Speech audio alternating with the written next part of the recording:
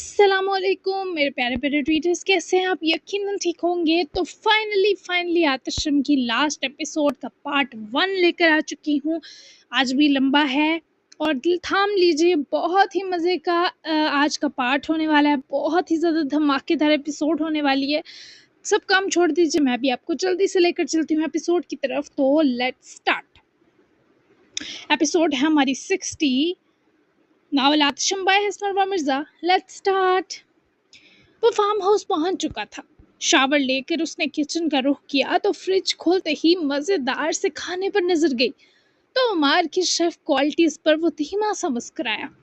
अभी इसने कुछ खाने पीने का सोचा ही था कि किसी आहट पर चौंक कर पलटा तो सामने हाथ में गरम गरम रोटियों का शॉपर लेकर खड़ी लड़की को देखे हाशिर झटका। कौन हो तुम, यहाँ कैसे घुस आई? हाशिर ने किचन से बाहर निकलते इस मासूम और बैक वक्त चमकती शरारत भरी आंखों से अपनी जानिब देखती एमल को देखकर इस्तफसार किया। मेरा नाम एमल फजील है, मुझे बासिल भाई की मुंह बोली बहन कह सकते हैं आप। बाय प्रोफेशन मैं हेमेटोलॉजिस्ट हूँ, मेरे बाबा उनके डॉक्टर हैं, मे भी आप जानते हो। एमल के तारुफ पर हाशिर ने शनासा सी निगाह इस लड़की पर डाली और इस बात में सर हिलाया। हाँ समझ गया, आपको ये रोटियां लाने को बासिल ने कहा। इस आदमी का दिमाग चल गया है और आप भी मुंह उठा कर आ गई। हाशिर को गुस्सा बासिल पर था पर निकला बेचारी एमल पर। एमल इसी की हम उम्र थी, गंदमी शफाफ रंगत की मालिक दुबली सी लड़की जिसका बाबा के सिवा शायद दुनिया में और कोई ना था। दोनों बाप बेटी का बस एक ही फर्ज था, इंसानियत की खिदमत।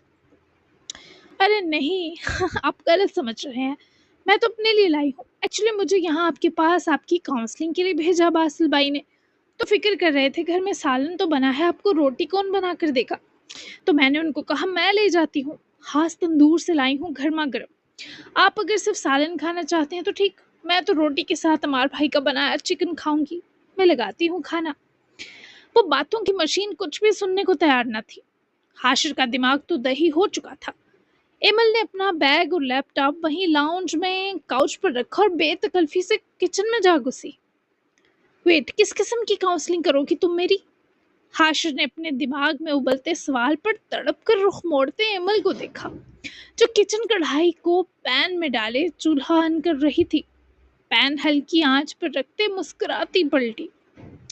आपको बोन मैरो ट्रांसप्लांट पर आमादा करने के लिए ये बासिल भाई और आपके बाबा रहमान सहल का फैसला है।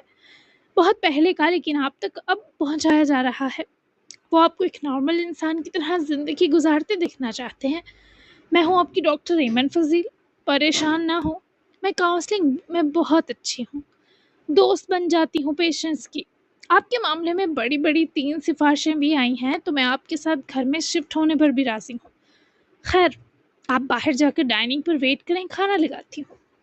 एमन ने इसे सारी तफसील फराहम करते मज़े से तवज्जो हटाई, जबकि हाशिर का दिमाग ज़रूर उलट गया।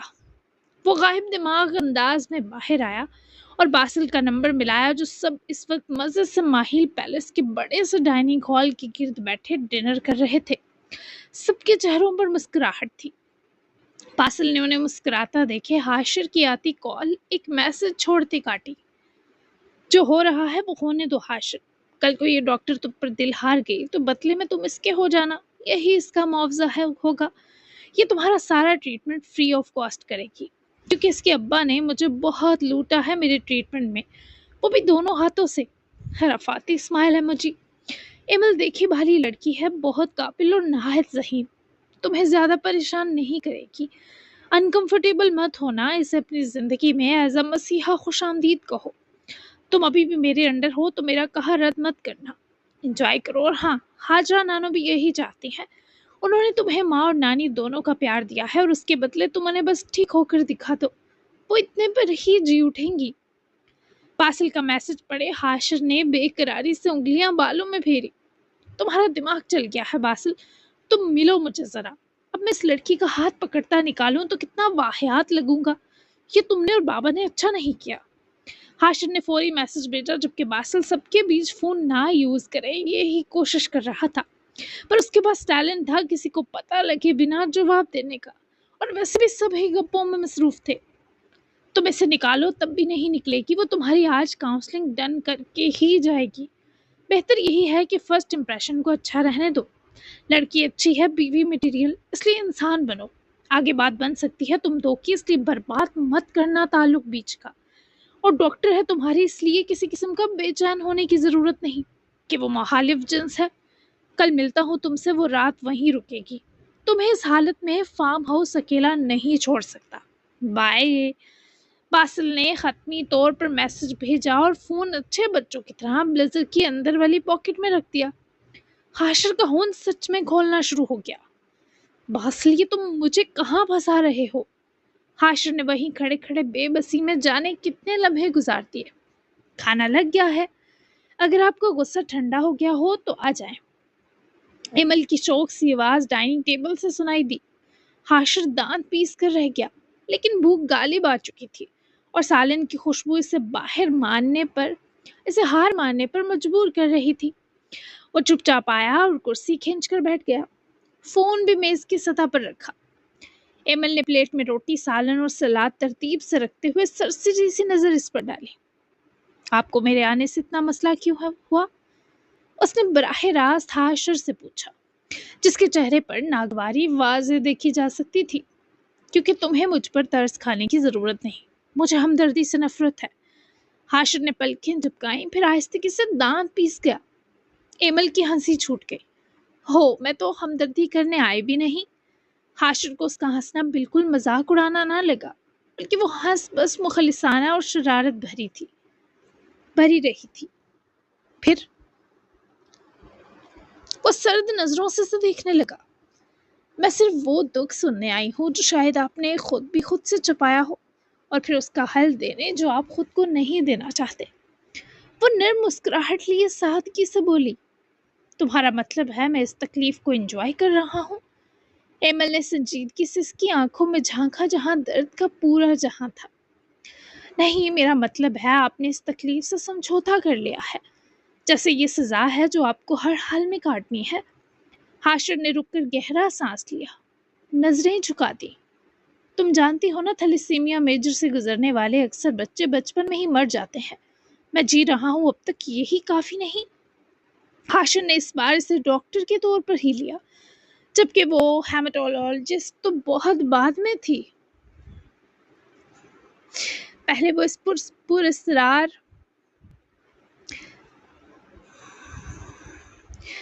पुरस्कार शख्स की खोजी थी। नहीं, ये काफी नहीं है। आप सांस ले रहे हैं, जिंदगी नहीं गुजार रहे। और बोन मैरो ट्रांसप्लांट से आप नॉर्मल लाइफ जीते इंसान बन सकते हैं हाशिर। इसने नरम लहजा रखा जो किसी को भी कायल कर ले। क्या गारंटी है? हाशिर के चेहरे पर बला की तल ही बराजमान थी। कुछ नहीं, जिंदगी में कुछ भी गारंटेड नहीं होता हाशिर सियाल, लेकिन अगर बासिल भाई, रहमान अंकल और हाजरा साहिबा जैसी मोहब्बतें आपके साथ खड़ी हैं तो मुझे पूरी उम्मीद है कि आप वो चंद % कामयाबी में शामिल हो सकते हैं। वो कायल करने में बला की माहिर थी, लेकिन हाशिर इतना आसान टारगेट नहीं था। बहुत को अजियत दे रहा था, जिसका कहीं न कहीं इसे भी एहसास था। और अगर ना हो सका, मर गया तो? एमल ने उसकी आंखों में जो डर देखा वो इस लड़की को उदास कर गया। तो कम से कम आपने कोशिश की होगी, अपनी नानों के लिए जिन्होंने आपको पूरी दुनिया से छुपाकर अपने परों में संभाला, अपने बाबा के लिए जो आपके लिए ज्यादा कुछ नहीं कर सके, लेकिन कम से कम आपको इस अजियत से निजात दिलाकर अपना थोड़ा सही पर फर्ज निभाना चाहते हैं। इन चंद अपनों के लिए जो आपसे टूट कर प्यार करते हैं हाशिर, वरना सारी जिंदगी बस ढलते वजूद के साथ एक घर में गुजार देना और सबको दुख में मुब्तला छोड़ देना, क्या ये बहादुरी है? हाशिर की आंखें एमल के आईना दिखाने पर धुंधलाने लगी। इसने जल्दी से नजर चुराई, पर एमल ने वो खामोश भूरी आंखों की नमी देख ली। आपके अंदर बहुत सी तलखियां हैं हाशिर, आपके गुस्से के पीछे शायद कोई बहुत बड़ी थकन है और मैं वो समझना चाहती हूँ। एमल ने आहिस्तगी से उसके मजबूत हाथ पर हाथ रखते दबाया तो हाशिर ने अपना हाथ फौरी खींच लिया। एमल यही उम्मीद कर रही थी। क्यों चाहती हो मुझे समझना? वो आहिस्तगी मगर गुस्से से बोला, जैसे ये उसके दिल पर ज़र्ब जैसा हो कि कोई उसे समझने की ख्वाहिश करे। क्योंकि मैं आपकी डॉक्टर हूँ और शायद दोस्त भी बन जाऊं, अगर आप इजाज़त दें, क्योंकि आपको एक दोस्त की भी सख्त ज़रूरत है। کچھ دیر ان دونوں کے بیچ خاموشی رہی، صرف چمچ کی آواز اور ونڈو کے باہر ہوا کی سرسراہٹ۔ آپ کو مجھ پر کیوں اعتراض ہے؟ صرف اس لیے کہ میں یہ کہہ رہی ہوں کہ آپ جینے کے حقدار ہیں۔ ہاشم نے پہلی بار پوری طرح سے اسے دیکھا، اس لڑکی کو جو اپنی معصومیت، شوخی اور سچائی کے ساتھ اس کی تنہائی کے قلعے میں درار ڈالنے کی کوشش کر رہی تھی۔ اعتراض نہیں ہے، بس ڈر ہے۔ وہ بمشکل بول سکا۔ کس چیز کا؟ وہ بے قرار ہو کر بولی، اس امید سے جو کبھی پوری نہ ہو، اس علاج سے جو مکمل نہ ہو، ان رشتوں سے جو صرف ہمدردی کا دوسرا نام ہو۔ ایمن فضیل۔ ایمل نے ہاتھ بڑھایا اور اس کے پاس رکھے پانی کی گلاس کو اس کی طرف بڑھایا۔ یہ گلاس ہے، آپ پی سکتے ہیں یا چھوڑ سکتے ہیں، فیصلہ آپ کا ہے۔ بس یاد رکھیں زندگی بھی یہی ہے، پی لو یا خالی چھوڑ دو، لیکن پی لینے میں شاید زندگی کی مٹھاس چھپی ہو جو آپ نے ابھی چکھی ہی نہیں۔ ہاشم نے دھیرے سے گلاس پکڑا۔ ایمل مسکرائی۔ ٹھیک ہے۔ وہ اتنی جلدی مانا تو یہ اس کا کمال نہیں بلکہ ایمل فضیل کی مہارت تھی۔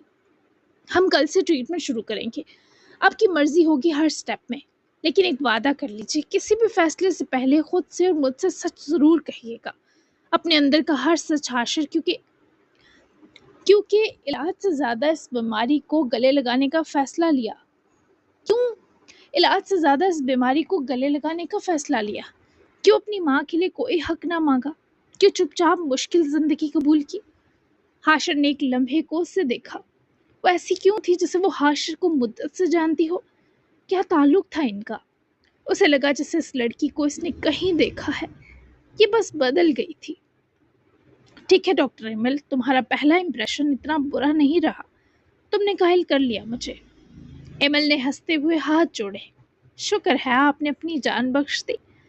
دونوں کے بیچ پہلا قدم پڑ چکا تھا، ایک ڈاکٹر مریض کے بیچ نہیں بلکہ دو دلوں کے بیچ ایک خاموش سا ربط جنم لے چکا تھا۔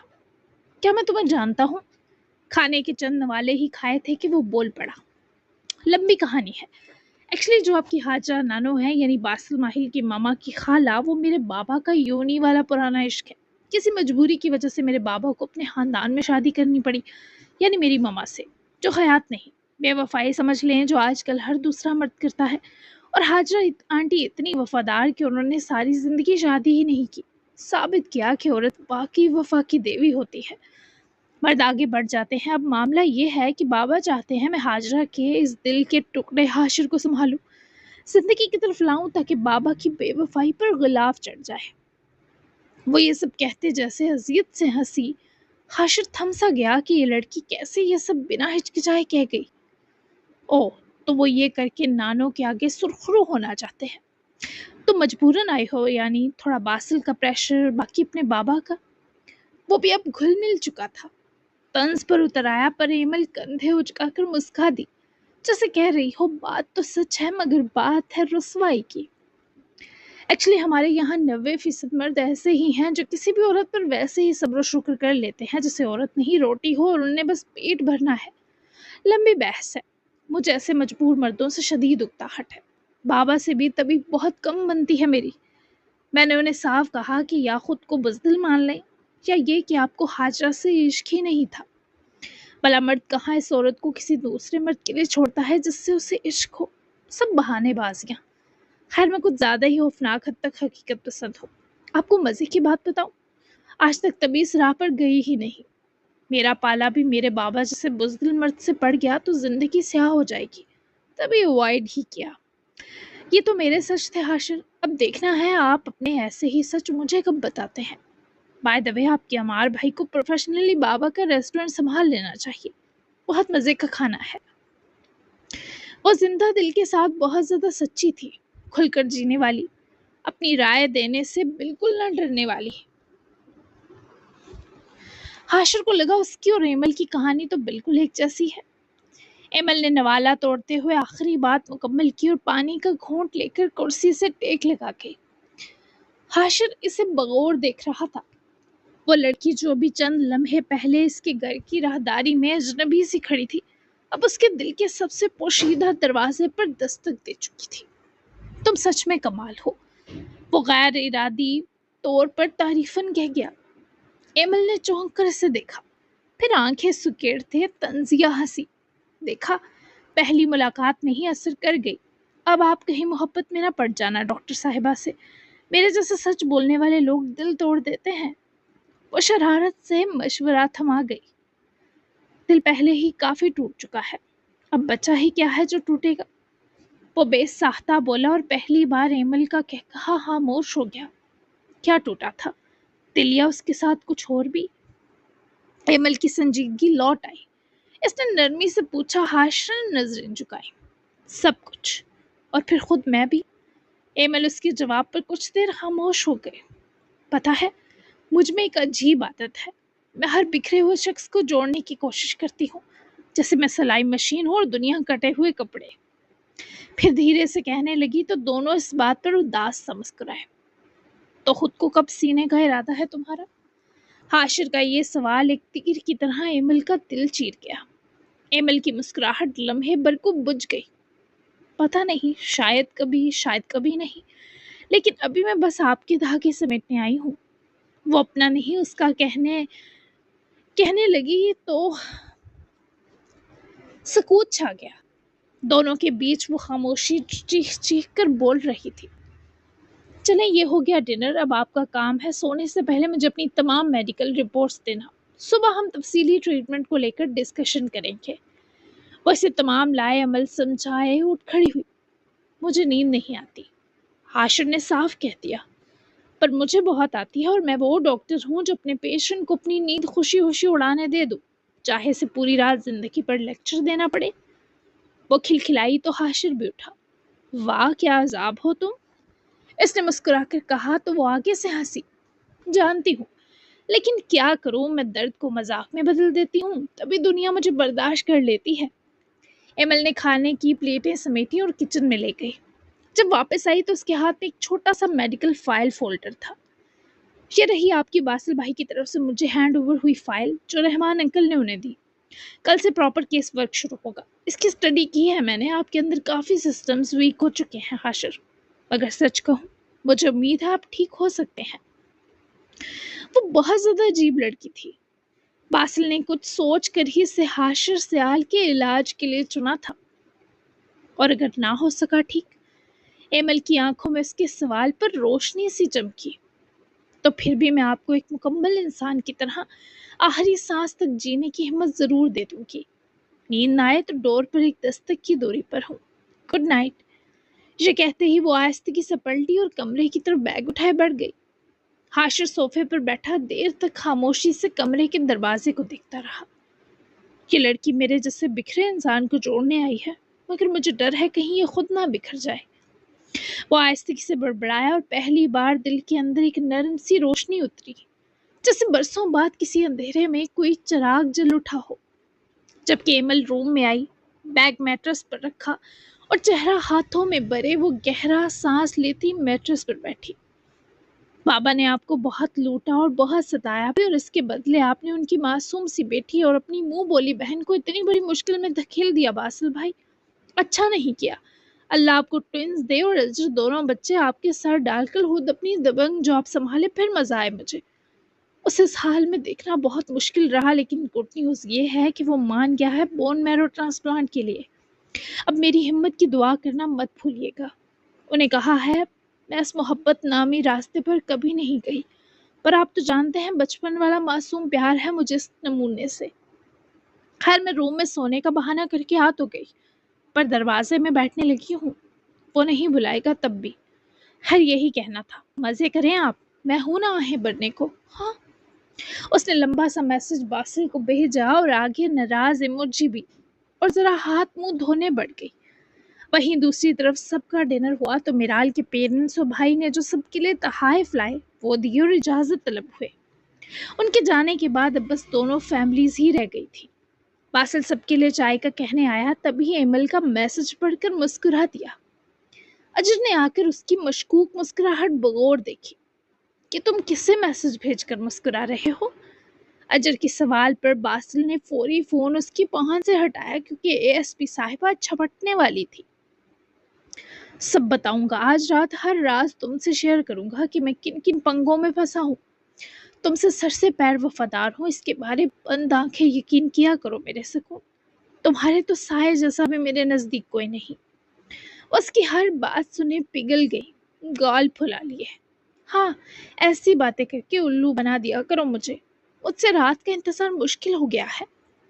अजर ने शदीद बेचैन होने हुए कहा तो वो बेचैन मिसेस को साथ लगाए किचन से बाहर निकला। सब्र करो, सब्र का फल मीठा होगा। अभी ये फैमिली मीटअप और मोमेंट्स एंजॉय करते हैं। और हाँ, वो डैडी हग मत भूलना। वो उसके साथ लगी बाहर आते आते रुकी।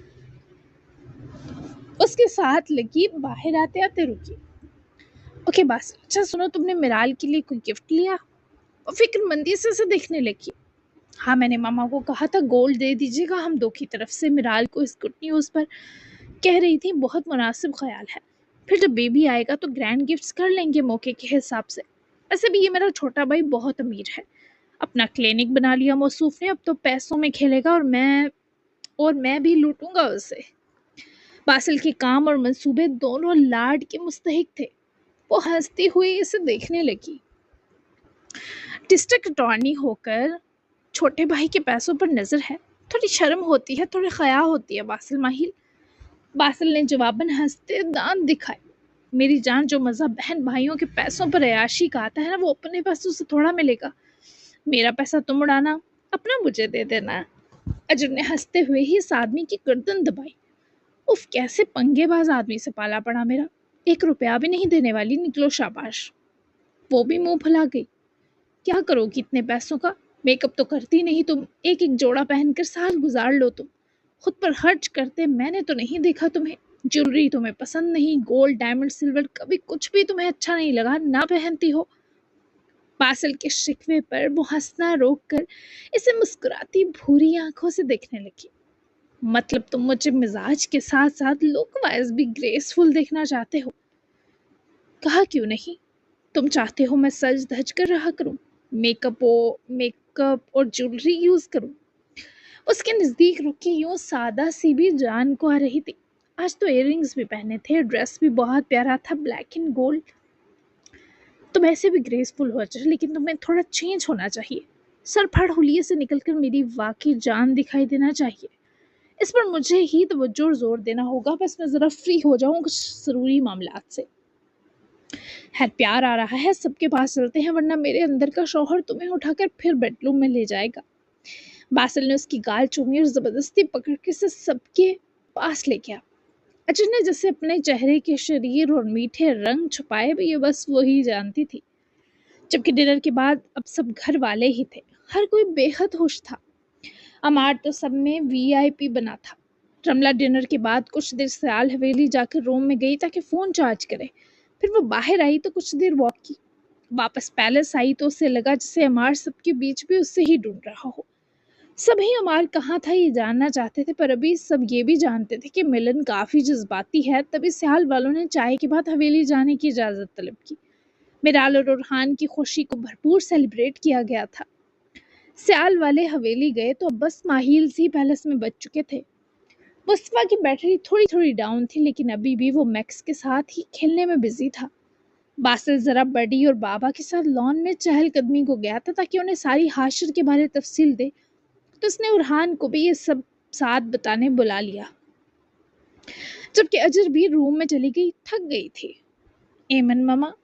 एमन सब एक्स्ट्रा खाना और मीठा मेड को कहे समेटवा रही थी, तभी मिराल किचन में आई। मुस्तफा बाहर हिरा के साथ खेल रहा था। एमन फौरन मुस्कुराकर पलटी। जी मम्मा की जान, क्या हुआ? एंजॉय किया? थकन तो नहीं हो रही मेरे बच्चे को? एमन ने उसकी तरफ बढ़ते फिक्र प्यार की मिली जुली कैफियत से पूछा। तो मिराल को उनके लाड पर दुगना प्यार आया। ठीक हूँ, वो मुझे ये कहना था, सिर्फ आज के लिए आप मुस्तफ़ा को सुला लेंगी अपने पास? वो मिराल को समझ ना आया वो कैसे ये सब कहे, लेकिन एमन ने उसकी शर्मो खया देखते हंसकर खुद से लगाया तो मिराल का निकला दम कुछ बहाल हुआ। आज के लिए क्या, जब चाहो इसे मेरे अपने पास सुला सकती हूँ। तुम दो साथ वक्त गुजारो। इनफैक्ट मैं खुद भी तुम्हें कहने वाली थी। मुझे बहुत अच्छा लगा तुमने ये बात मुझे माँ समझकर फ्रीली कही। एंजॉय करो दोनों आज। मुस्तफ़ा तो लगता है हिरा के पास ही सो जाएगा। दोनों फुप्पो भतीजा टुन हो रहे हैं। एमन ने मिराल का माथा चुमा तो वो पुरहया सा मुस्कुराई। آپ ساس کم فرینڈ زیادہ ہیں. تھینک یو سو مچ. میرال کو سمجھ نہ آیا کیسے شکریہ ادا کرے، تو ایمن نے ایک بار پھر سے خود سے لپٹا لیا. وہیں دوسری طرف حاشر کی سچائی ماہل اور رحمان تو جانتے تھے، پر ارحان کے لیے کافی شوقین تھا. جبکہ ابھی باسل نے ان میں سے کسی کو کنگ کا نہیں بتایا تھا. اس کے بقول کی بڑا صدمہ تھا اور آج بتانا مناسب نہ تھا. ویسے اس پر میں ناراض ہو سکتا ہوں کہ یہ سب باسل کو پتا تھا پر مجھے نہیں. ایون عمار بھی جانتا ہے حاشر اس کا بھائی تھا. اور ہان کا شکوہ بالکل بجا تھا. باسل کو امید بھی تھی. تم نے کبھی انٹرسٹ ہی نہیں لیا تھا. یوں چپ چاپ سب سہتے رہتے تھے، پھر وہ خوشی ہو یا تکلیف اپنے اندر دبا لیتے تھے. لیکن گائز اب ہمارا ارحان بدل چکا ہے. اب سب کو یہ اپڈیٹ فٹ مسجد بسا کر بیٹھا نظر نہیں آئے گا. کیوں جگر؟ باسل کے خوبصورت یقین کی ارحان نے بھی بڑے دل سے تائید کی تھی. ماہل نے بازو کھولے تو وہ آج ارحان کے لیے تھے. میں بھی وعدہ کرتا ہوں اب سے جو بھی بات کروں ہوگی تمہیں اور باسل کو ایک ساتھ بتایا کروں گا. وہ بابا کے گلے لگا تو باسل اور رحمان بھی اس گلے لگنے کو دنیا کا سب سے خاص گلے لگنا مان رہے تھے. پھر میں اپنا موڈ ٹھیک کر لیتا ہوں. اور ہان نے مغرور ہوتے مسکرا کر کہا اور بابا سے الگ ہوا. اب سب کی نظریں رحمان سیال پر تھی. حاشر کی ماں بھلے میری محبت نہ ہو، میری عزت میری بیوی ضرور تھی، اور اس کے بارے ماہا کو انجان رکھ کر میں نے یقیناً ماہا کو دھوکہ دیا ہے. جبکہ حاشر کا سمجھدار ہوتے ہی الگ اور کسی کی نظر میں آئے بنا رہنا اپنا فیصلہ تھا. پھر بھی یقین کرو تم سب، میں اس سے کبھی غافل نہیں ہوا.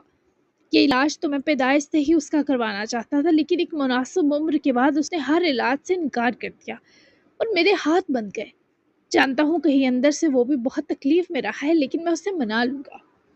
اور ماہا، کہیں نہ کہیں بے وفائی بھی کی ہے میں نے ماہا سے، لیکن میں سب ٹھیک کرنے کی پوری کوشش کروں گا. مجھے تم سب کی دعاؤں کی ضرورت ہے. اس وقت رحمان سیال تعصب سے ان تینوں کی طرف دیکھ رہے تھے. وہ تینوں ہی اس میں ان کے ساتھ تھے. یہ ان کی مسکراہٹ سے عیاں تھا. ہم سب کی دعائیں آپ کے ساتھ ہیں. ماہا آنٹی سے اچھی امید ہے. آپ اپنا بیسٹ دیں. اور ہان کو تو اچھی فیل آ رہی تھی، جبکہ باسل تو ویسے ہی حوصلہ بڑھانے والوں میں سے تھا. باقی رہ گیا یار. وہ تو یار کا بھلا ہی مانگتا اور چاہتا تھا. اسی بیچ ارحان کو میسج ملا تو اس نے اوپن کیا، جہاں میرال نے کچھ لکھ کر بھیجا تھا.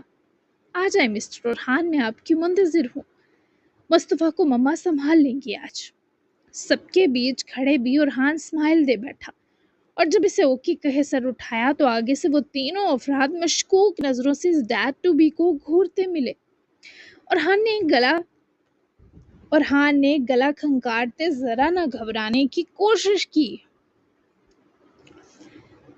بابا بڑی لگتا ہے کوئی خاص پیغام آیا ہے. ارحان کو اسمائل چیک کریں جیسے جنت میں حور ملی ہو. باسل نے جان بوجھ کر چھیڑ خانی کی. تم بڑے دو شرارتی بھی مسکراتے نظر آئے، اور ارحان نے جواباً باسل کو کھوری سے نوازا. اس کی بیوی حور سے کم ہے کیا سر جی؟ اگین مبارک ہو دوبارہ بابا بننے کے شہزادے. چلو جاؤ اپنی حسینہ کو وقت دو، ورنہ ہم سب تمہیں ایک گھنٹہ خوب چھیڑیں گے. رحمان سیال نے بچا لیا، ورنہ ارحان بیچارہ تو دہائیاں دیتا کہ کبھی کبھار تو بیوی تنہائی میں ملی ہے. بس نیند آ رہی ہے. ایسی تو کوئی بات نہیں. چلے صبح ملتا ہوں اور تم بدلا لوں گا بیٹا. ارحان نے معصوم سا منہ بناتے کہا، اور بھاگنے سے پہلے کڑے تیوروں سے باسل کو گھور کر گیا. جبکہ وہ تینوں ہی ہنس دیے. چلو میں بھی چلتا ہوں، تم دو کرو واک بھائی، مجھے تو نیند آ رہی ہے. ماہل صاحب نے گویا اجازت لی اور چل دیے. باسل اور رحمان کچھ دیر مزید ٹہلے اور تبھی اجر باسل کو ڈھونڈتی باہر ہی آئی تو اسے باسل اور بابا واک کرتے دکھائی دیے. وہ چپ چاپ دبے قدموں ان تک پہنچی تو وہ دونوں ہی سے دیکھتے رکے. باسل نے آنکھوں ہی آنکھوں سے اجر کو ہمت دی. اجر نے نظریں اٹھائیں اور کچھ لمحوں تک یوں ہی ٹک ٹک بابا کو دیکھتی رہی، جن کی آنکھیں اسے دیکھ کر ہی سرخ ہو گئیں. اجر کی آنکھوں میں ایک سوال تھا، کرب تھا اور شاید تھوڑا سا پیار بھی تھا. اجر آہستگی سے قدم بڑھاتی ان کے قریب آئی، پھر ایک گہری سانس لیتے ہوئے جسے خود کو تھاما اور یکدم ان کے سینے سے جا لگی. رحمان سیال کی آنکھوں سے نمی چھلک پڑی اور باسل کا دل جیسے سکون سے بھر گیا. بابا معاف کرنا مشکل ہے، لیکن آپ کو تکلیف دینے کا بحیثیت بیٹی مجھے کوئی حق نہیں. اللہ نے شاید آپ کو بھی بہت آزمایا ہے، وہ بھی اپنی پیاری چیزوں کے لیے. اجر کی آواز جیسے اس کے سینے سے ہی نکلی، دبی دبی ٹوٹی ٹوٹی مگر مکمل بخش دینے جیسی. رحمان سیال نے بیٹی کو باہوں میں بھر کر جیسے وہ لمحے بھر کے لیے برسوں کا بوجھ ہلکا کر چکے تھے۔ مجھے معاف کر دو اچھا، بس یہی دل چاہتا ہے اب کہ سب ٹھیک ہو جائے۔ ان کی آواز میں بے حد تکلیف تھی۔ آپ میرے بابا ہیں اور بابا کبھی پرائے نہیں لگتے، جتنے بھی جرم کر لیں۔ اب کبھی مجھے ناراض مت کیجیے گا۔ اجر نے سر ان کے سینے سے لگا کر جیسے اپنے زخم کو بند کر دیا۔ رحمان نے اس کے سر پر ہاتھ رکھا اور باسل نے دل ہی دل میں شکر ادا کیا۔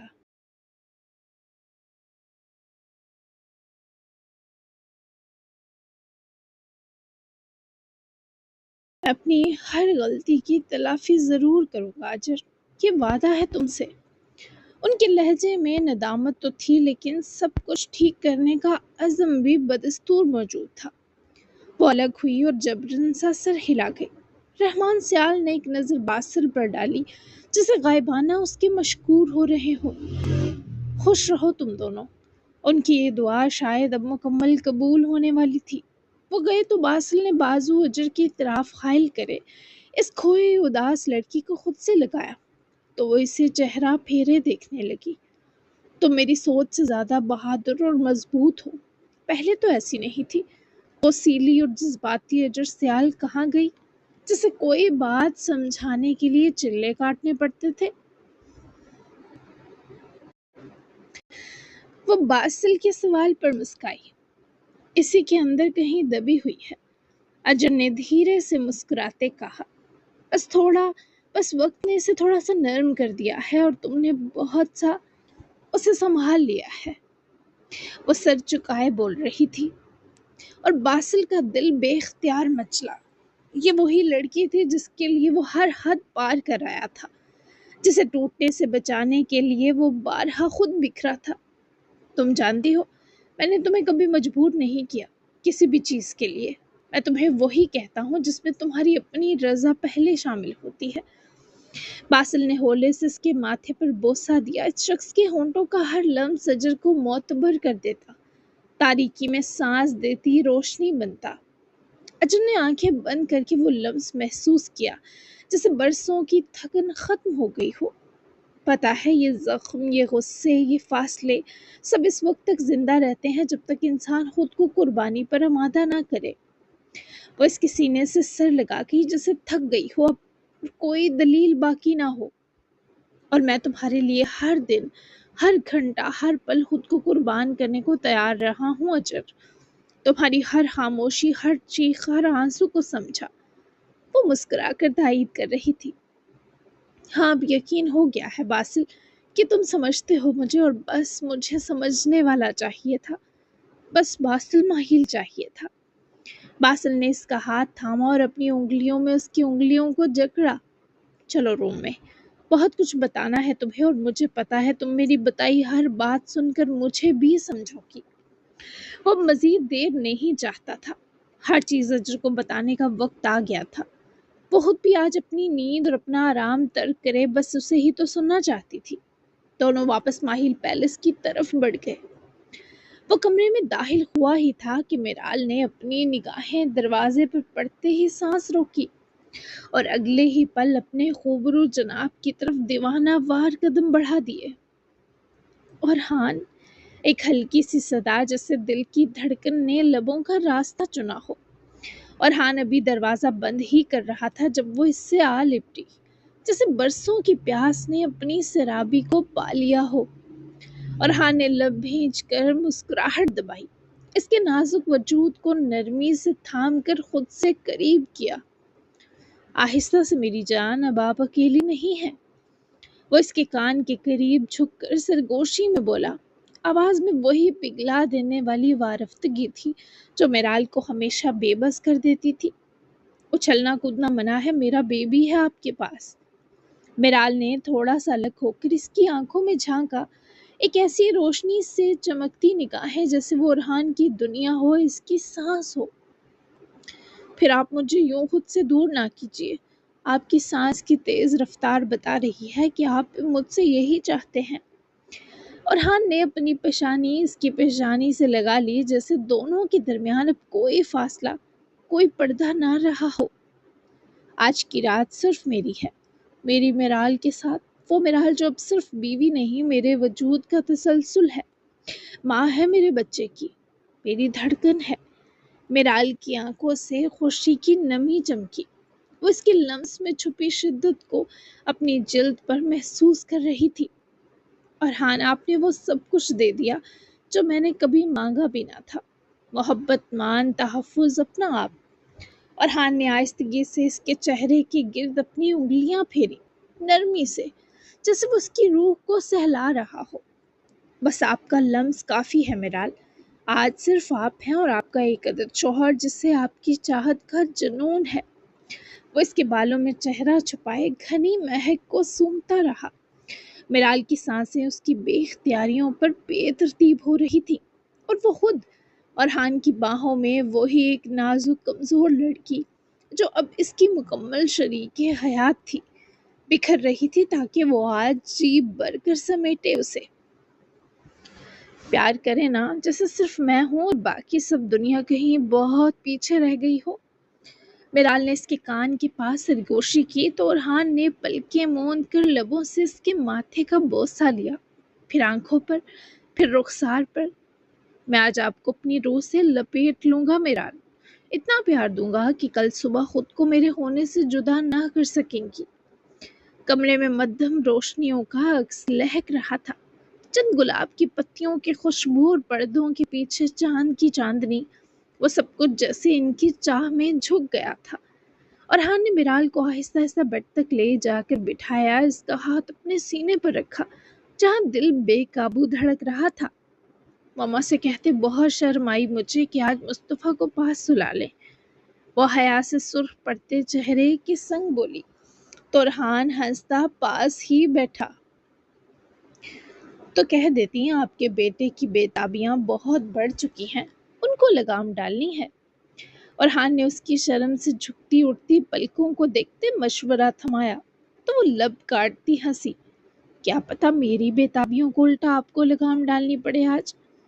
میرال کے اس جملے پر ارحان کی آنکھوں میں ایسی چمک ابری جیسے کسی نے اس کی روح پر شبنم چھڑک دی ہو۔ تو پھر کیجیے نا مجھے قید اپنی چاہت کی زنجیروں میں تو پہلے ہی آپ کی گرفت میں ہوں میرال۔ اس نے آہستہ سے اس کے ہاتھ کو لبوں سے چھوا، پھر اس کی ہتھیلی میں سمیٹ کر اپنے دل کے مقام پر رکھا جہاں دھڑکنیں اب صرف ایک ہی نام پکار رہی تھی۔ میرال کی پلکیں لرزی، وہ کچھ کہنے لگی پھر چپ ہو گئی۔ ایسا لمحہ تھا جو لفظوں کی طلب نہیں رکھتا تھا، وہ خاموشی جس میں دل بولتے تھے، وہ لمس جس میں ہزاروں وعدے لپٹے ہوتے ہیں۔ اور ہان، وہ آہستہ سے پکار کر خاموش ہو گئی، جیسے بس ایک نام بولنے سے ہی سب کچھ کہہ دیا ہو۔ اور ہان نے نرمی سے اس کے چہرے کو اپنے دونوں ہاتھوں میں تھاما، پھر آہستگی سے جھک کر اس کے ہونٹوں پر وقت کو روک دینے والا لمس چھوڑا، بے حد نرم، بے حد گہرا۔ میرال کا دل دھڑک اٹھا، سانسیں سنگین حد تک الجھنے لگی، اور اس لمس سے رہائی تک میرال کی نگاہیں شرم سے جھک گئی۔ آپ کے سامنے ہمیشہ کمزور ہو جاتی ہوں، اور ہاں پتہ نہیں آپ کی محبت ہے یا میرے دل کی ہار، لیکن جو بھی ہے مجھے مکمل کر کیا ہے۔ اور ہاں نے اس کے بالوں میں انگلیاں پھیری، یہ کمزوری نہیں ہے میری جان، یہ محبت کی وہ شدت ہے جو انسان کو اس کے اصل سے جوڑتی ہے، اور آپ میرا اصل ہے میرال۔ اور ہان اس کے کان کے قریب آ کر مدھم سرگوشی کرے، اسے میٹرس پر لٹائے، دھیرے سے اس کا سر تکیے پر رکھتا، خود میرال پر جھکا تو وہ شرما کر دونوں ہاتھ چہرے پر رکھ گئی۔ اور ہان کی ہنسی بہت دھیمی، بہت پر اثر تھی۔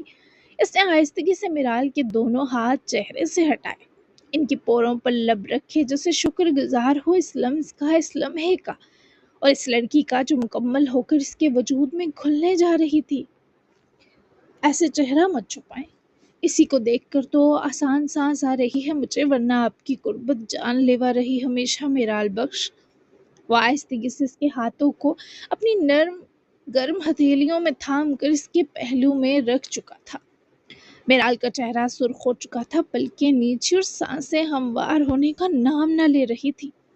وہ شرم کے رنگ میں رنگی اتنی خوبصورت لگ رہی تھی کہ ارحان کی نظریں اس کے چہرے سے ہٹنا ہی بھول گئی۔ کبھی کبھی لگتا ہے میں آپ کو اتنا پیار کر بیٹھوں گا کہ آپ رو دیں گی، وہ جھک کر اس کے گال پر لمس چھوڑتے ہوئے بولا تو میرال نے آنکھیں بند کر لی اور ہلکی سی مسکراہٹ اس کے لبوں پر ابھری۔ تو رو دوں گی مگر خوشی سے کہ اللہ نے میری جھولی میں وہ محبت ڈال دی جس کا میں تصور بھی نہ کر سکتی تھی۔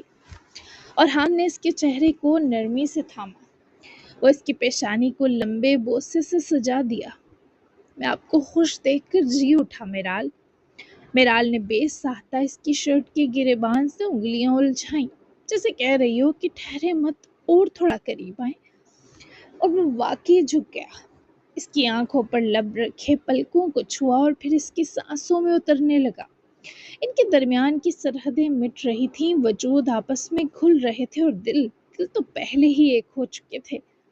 میری محبت اور دیوانگی آپ کی خیر بنے بس۔ اس کے جملے پر میرال کے ہونٹوں سے ایک دھیمی سی ہنسی نکلی جو ریحان کے دل کو چھو گئی، بالکل ایسی خیر جس میں میں خود کو کھو دینا چاہتی ہوں۔ اور ریحان نے اسے مزید خود سے قریب کر لیا۔ چاندنی چھن چھن کر پردوں سے اندر آ رہی تھی، ہوا میں گلاب کی خوشبو تیر رہی تھی اور بیچ میں وہ دو لوگ تھے جن کے درمیان صرف محبت تھی، بے حد بے پناہ بے حد محبت۔ کل جب آپ نیند سے جاگیں گی میں آپ کے ساتھ ہی جاگوں گا، آپ کی سانسوں میں، آپ کی پلکوں پر اور آپ کے وجود پر بس اپنی چاہت کا لمس چھوڑ جاؤں گا، ہمیشہ کے لیے۔ رات خاموش تھی مگر محبت بہت بلند ہو چکی تھی، اور ہاں نے آہستگی سے اس کے کان میں سرگوشی کی اور میرال نے آنکھیں بند کر کے وہ لمحہ اپنی روح پر ضبط کر لیا۔ وہیں دوسری طرف تقریباً 1 گھنٹہ گزر چکا تھا۔ ایمل کا دل بہت بے چین ہوا، جیسے کچھ ٹوٹنے سے پہلے کا لمحہ ہو، جیسے کسی کے سونے اور کسی کے جاگنے میں کوئی نادیدہ تعلق ہو۔ وہ آہستگی سے کمرے سے نکلی، روشنی مدھم تھی، کمرے کی خاموشی میں صرف دیواری گھڑی کی ہلکی ہلکی ٹک ٹک سنائی دے رہی تھی۔ اس کے قدم سست تھے پر دل کی دھڑکن کچھ تیز ہوئی۔ لاؤنج میں پہنچتے ہی وہ ٹھٹک گئی۔ حاشر ویسے ہی کاؤچ پر تھا مگر اب پرسکون سانسوں کے ساتھ نیند کی آغوش میں جا چکا تھا۔ اس کے چہرے پر وہ الجھن، وہ سختی، وہ زندگی سے بیزاری غائب تھی۔ ایمل دھیرے سے اس کے پاس آئی، کچھ فاصلے پر سامنے موجود گلاس ٹیبل کی سطح پر بیٹھ گئی۔ ایک لمبا لمحہ صرف اسے دیکھتی رہی، پھر ایک آہ بھری جیسے 7 برس کی کوئی بھولی بات دل پر دستک دے گئی ہو۔ تمہیں شاید یاد نہ ہو مگر مجھے سب یاد ہے حاشر، ایسے سرگوشی میں کہا جیسے کہیں در و دیوار نہ سن لیں۔ مجھے وہ اسکول کی لنچ بریک یاد ہے جب تم میرے لیے اپنا جوس اور ایپل رکھ دیا کرتے تھے کیونکہ میں لنچ نہیں لاتی تھی، اور وہ دن جب میں سائنس کی کلاس میں بچوں کے تنگ کرنے پر رونے لگی تھی تو تم نے مجھے باقی کلاس سے بچا لیا تھا، سب کو ڈانٹا تھا، ان سب نے میرے گھونسلہ بالوں اور گندمی رنگت کا مذاق اڑایا تھا، اور تمہیں مجھ سے زیادہ تکلیف ہوئی تھی۔ 7 برس کے تھے ہم دونوں۔ وہ سب سوچتے اور کہتے اس کی آنکھیں نم ہو گئی۔ تم نے کہا تھا ایمل تم روتی ہو تو مجھے اچھا نہیں لگتا، اور میں تمہارے اس معصوم عمر میں کہے جملے کو جیسے دل پر باندھ کر بڑی ہوئی ہوں۔ تم میری ہوم ورک میں مدد کرتے تھے کیونکہ جانتے تھے میرے پاس ماں نہیں جو دھیان سے پڑھا سکے، بابا تو بزی ہوتے تھے اور میں کلاس میں اچھی پوزیشن صرف تمہاری وجہ سے لے پاتی تھی۔ حاشر کی سانسیں ابھی بھی ہموار تھی جیسے برسوں کی تھکن اب جا کر اتری ہو۔ پھر ایک دن تم غائب ہو گئے، بنا کچھ کہے، بنا کسی گڈ بائے کے، اور میں تمہیں بھول نہیں سکی، لیکن تمہیں شاید وہ ایمل یاد نہیں۔ اس نے ہاتھ بڑھایا مگر صرف ہوا کو چھو کر روک لیا۔ وہ نہیں چاہتی تھی حاشر پر مہربان ہوئی نیند کو بے آرام کرے۔ وہ تو خوش تھی کہ وہ سو رہا ہے بنا کسی نیند کی دوا کے۔ یہ تک سوچ رہی تھی شاید وہ اس کی وجہ ہو، شاید وہ اس کی وجہ سے۔ مجھے نہیں پتا یہ سب کہنا ٹھیک ہے یا نہیں، بس اتنا پتا ہے تم سوتے ہوئے بہت اچھے لگ رہے ہو، جیسے وہی 7 سال کا حاشر اب بھی یہی ہے، بس بہت تھک گیا ہے۔ وہ گہرا سانس لیتے بولی، پھر جیسے بے چینی بڑھی تو ایمل اپنی جگہ سے اٹھی، روم میں گئی، باریک سا کمفرٹر اٹھا کر لائی اور احتیاط سے حاشر پر ڈال دیا کیونکہ اے سی باہر چل رہا تھا اور فضا ٹھنڈی ہو رہی تھی۔ پھر ایک آخری نظر اس کے چہرے پر ڈالی، وہ اب بھی پرسکون نیند میں تھا۔ اگر یہ سکون میری وجہ سے ہے تو شاید میرے بچپن کی محبت آج بھی ہمارے بیچ کہیں باقی ہے۔ اگر آج تمہاری نیند میری وجہ سے ہے تو شکر ہے کہ تمہیں کوئی تو سکون کا لمحہ ملا، بس یہی کافی ہے میرے لیے۔ یہ کہتے ہوئے اس نے آہستہ سے اپنے لبوں پر مسکراہٹ رکھی اور واپس کمرے کی طرف لوٹ گئی۔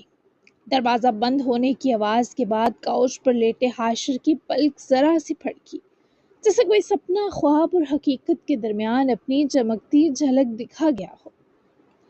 آپ نے میرے کمرے کو واقعی چمکا کر رکھا ہوا ہے ماما۔ بارش رحمان اور ماہا نے بہت سا وقت گزارا تھا اور اب وہ اسے اس کے روم میں لائی تھی۔ ہاں، کیونکہ میرا دل ہی نہیں کیا تمہارے کسی لمس کو اس کمرے کے چپے چپے سے جھاڑنے کو۔ تم دھڑکتے تھے یہاں تو کیسے ان سب چیزوں کو ہٹا دیتی۔ دیکھو لوٹ آئے ہو تم میرے پاس۔ مجھے معاف کر دو، میں نے تم سے کبھی نفرت نہیں کی عمار، کبھی نفرت نہیں کی عمار۔ اولاد تو ماں کے وجود کا سب سے قیمتی حصہ ہوتی ہے۔ بھلا وہ نفرت کا سوچ بھی کیسے سکتی ہے؟ وہ پھر سے رو دی تھی اور وہ اب مزید ایک بھی آنسو دیکھنے کی سکت نہیں رکھتا تھا۔ عمار نے چند لمحوں کو چپ چاپ اپنی ماں کی آنکھوں میں دیکھا، جو ندامت اور ممتا کے آنسوؤں سے بھر چکی تھی۔ ان آنکھوں میں وہ سب کچھ تھا جو برسوں سے اسے ترسا رہا تھا، محبت، بے بسی، خلوص اور ماں ہونے کا وہ درجہ جسے وہ شاید بچپن سے پوری شدت سے جینا چاہتا تھا۔ وہ آہستہ سے آگے بڑھا اور ماہا کی کامتی باہوں میں خود کو چھپا لیا۔ ماما، میں نے کبھی آپ کو اپنے دل سے نکالا نہیں۔ ہر سسکی، ہر تنہائی میں بس آپ کی آغوش کی کمی ستاتی تھی۔ ماہا سسک کر رہ گئی، اس کے بالوں میں انگلیاں چلاتے ماں کے دل کی ساری تھکن جیسے اس لمحے اتر رہی تھی۔ میرے بچے، میری سب سے بڑی غلطی تمہیں ٹھوکر سمجھ کر کھو دینا تھا، اور میری سب سے بڑی دعا تمہارا یوں لوٹ آنا ہے۔ عمار نے ان کے کندھے پر سر رکھتے ہوئے آنکھیں موند لی۔ اب کہیں نہیں جاؤں گا ماما۔ آپ نے میری یادوں سے بھرے کمرے کو سنبھالا، میں آپ کا بیٹا بن کر پھر سے سب کچھ سنبھالوں گا۔ وہ روبرو ہوا تو ماہا کے آنسو پہنچے تو وہ جبرن سا مسکرائی۔ اب تم آرام کرو، باقی باتیں صبح کریں گے۔ تمہاری اور رملہ کی باقاعدہ شادی پر بھی بات کریں گے۔ میری جان، سکون کی نیند سونا۔ رحمان سے کچھ بات کرنی ہے، پھر میں تمہارے پاس آ جاؤں گی، تم میری گود میں سر رکھ لینا۔ ماہا کی بات سنے وہ اداس سا مسکرایا تو ماہا اس کی گال چومتی، پھر اس کے دونوں ہاتھ بھی چومے باہر نکل گئی۔ تبھی وہ بھی بے چین سا ہوئے باہر آیا۔ بارش باہر ہی لاؤنج میں بیٹھا تھا، رملہ اس کے لیے کافی بنا رہی تھی۔ آئے نا، مجھے بھی لاڈ چاہیے آپ کے۔ بارش نے جیسے باہیں کھولی، عمار نہ چاہتے ہوئے بھی مسکرایا اور جھک کر بارش کا سر چوما۔ آتا ہوں۔ وہ آنے کا کہے خود بھی کچن کی طرف آیا تو وہ لوز سے کالے پجامے اور کالی ہی شرٹ جس پر گلابی آنکھیں اور نوزی بنی تھی پہنے بال کھولے کھڑی کافی بیٹ کر رہی تھی۔ کہاں چلی جاتی ہے تو؟ کہ تیسری بار تھا جب اس کے غائب ہونے پر آ کر عمار نے آہر اس کی بازو دبوچے پوچھ کچھ کی۔ رملہ حیران سا مسکرائی تو وہ سٹ پٹا گیا۔ یہی ہوں، آپ تو ایسے کر رہے ہیں جیسے آپ بیبی ہوں اور ہم میلے میں آئے ہیں۔ میں نہ پاس رہی تو آپ کھو جائیں گے۔ یاد کریں شوہر جی، آپ کی حویلی ہے سیال حویلی، اور یہ سب آپ کی فیملی ہے۔ رملہ کے مسکرا کر جتانے پر عمار نے اس کی بازو دفتن چھوڑ دی، تھوڑا فاصلہ بھی برقرار کر گیا، نخریلا جو ٹھہرا۔ رملہ نے کافی مکمل کی اور پلٹی۔ پر تو بھی کچھ لگتی ہے، جب تک تیرا باپ آزاد گھوم رہا ہے تیرا میری آنکھوں کے سامنے رہنا ضروری ہے۔ بہت اس بار قریب آئی تو عمار دروازے سے جا لگا۔ کیوں؟ آپ کو ڈر ہے کہ کہیں پھر بابا کے ساتھ نہ مل جاؤ؟ وہ مزید قریب ہوئی تو عمار کی سانسیں بھاری ہوئی۔ نہیں، اس بار یہ ڈر ہے کہیں وہ میری کمزوری پر نہ ہاتھ ڈال لے۔ عمار نے اس کو تھاما تو وہ تھم گئی، آنکھوں میں دھندلاہٹ سی آئی۔ کمزوری، وہ بھی آپ کی؟ وہ حیران ہوئی۔ ہاں، وہ اسی صورت جیت سکتا ہے۔ میری کمزوری وہی ہے جسے ہر جگہ میری آنکھیں ڈھونڈ رہی ہیں، بلا وجہ، بلا ضرورت اور بلا طلب۔ وہ کتنے ہی لمحے اس نخریلے کی جان نکالتے جواب پر دوسرا سانس نہ لے سکی۔ عمار کی وہ نظروں میں بند کر رہ گئی، جیسے اس کی باتوں کا مفہوم صرف دل کی دھڑکنوں میں اتر سکتا تھا، زبان کی سمجھ سے پرے تھا۔ آپ مجھے اپنی کمزوری کہہ رہے ہیں؟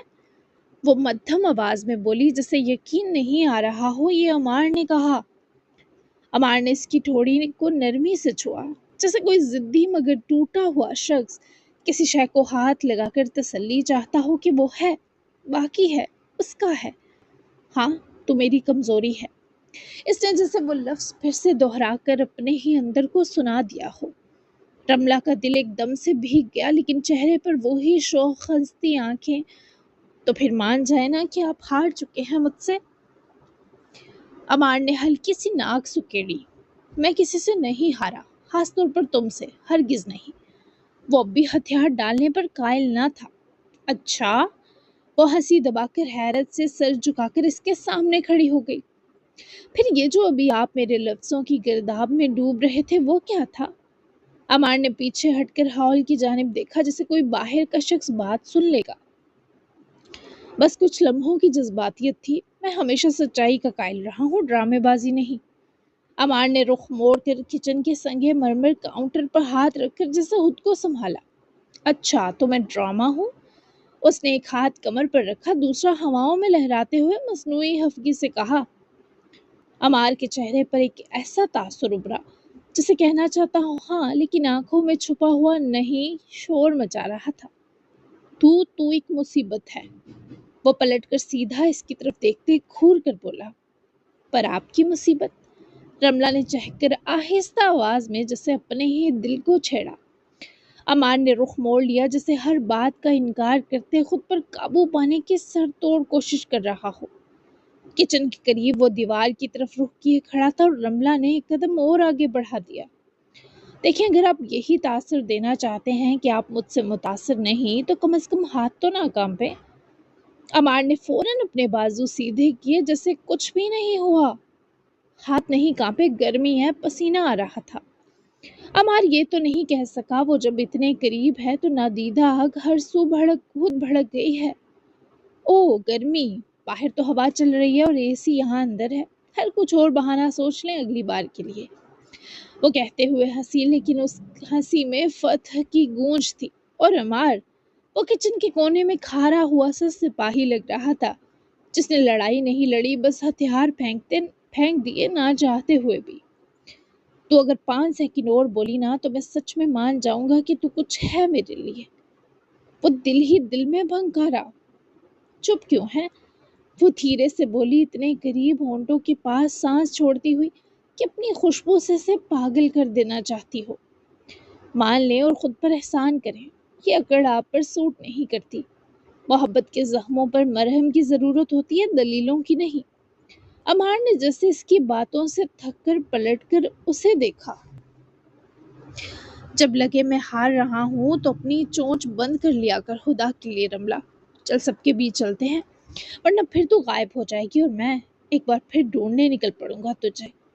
عمار کی وہ آخری بات، وہ آخری بے بسی سے لبریز جملہ رملہ کے دل کے نہا خانے میں کچھ ایسے گونجا جیسے کسی نے بند دروازہ کھول دیا ہو، جو صرف عمار کے لیے محسوس تھا۔ وہ کچھ کہے بنا چند لمحے اسے تکتی رہی، جیسے اس کے چہرے کی شکنوں میں وہ سچ پڑھنا چاہتی ہو جو زبان سے کب کا انکار کر چکا تھا۔ پھر ایک جھٹکے سے جیسے حقیقت یاد آئی، وہ مسکرا کر پیچھے ہٹی۔ ٹھیک ہے، میں سب کے بیچ چل رہی ہوں، لیکن ایک بات سن لیں شوہر جی، اب میں غائب نہیں ہوں گی، آپ کے پاس ہوں، بلکہ یوں سمجھیں آپ میرے پاس ہیں اور میری مرضی کے بنا کہیں جا نہیں سکتے۔ وہ شوخی سے کہتی ہوئی پلٹی، بارس کی کافی اٹھائے ہال کی سمت چل پڑی۔ عمار نے اس کی جاتے وجود کو دیکھا۔ رملہ کی آدھی کمر تک آتے بال چلتے ہوئے جھومتے ہر قدم پر ایک نئی فتح کی گواہی دے رہے تھے۔ وہ لمحہ بھر کچن کے کاؤنٹر سے ٹیک لگا کر کھڑا رہا جیسے اس نے زندگی میں پہلی بار ہار مان کر جیت محسوس کی ہو۔ کتنی خطرناک ہے یہ لڑکی، پہلے میرا دل چرایا، اب قبضہ جما رہی ہے، اور میں، اس نے افسوس سے ہنکارا بھرا، خوشی خوشی غیر غمال بن رہا ہوں۔ اپنے دل پر ہاتھ پھیرے عمار نے خود سے اعتراف کیا اور مرے مرے قدموں سے پیچھے ہی چل پڑا۔ جی جناب، تو فائنلی لاسٹ ایپیسوڈ کا پارٹ 1 آ چکا ہے، کیسا لگا ضرور بتائیے گا، اچھے اچھے تبصرے ضرور کیجیے گا۔ ملتے ہیں سیکنڈ پارٹ کے ساتھ، تب تک کے لیے اللہ حافظ، دعا میں یاد رکھیے گا اور اپنا پیارا سا تبصرہ دینا بالکل مت بھولیے گا۔ Bye bye.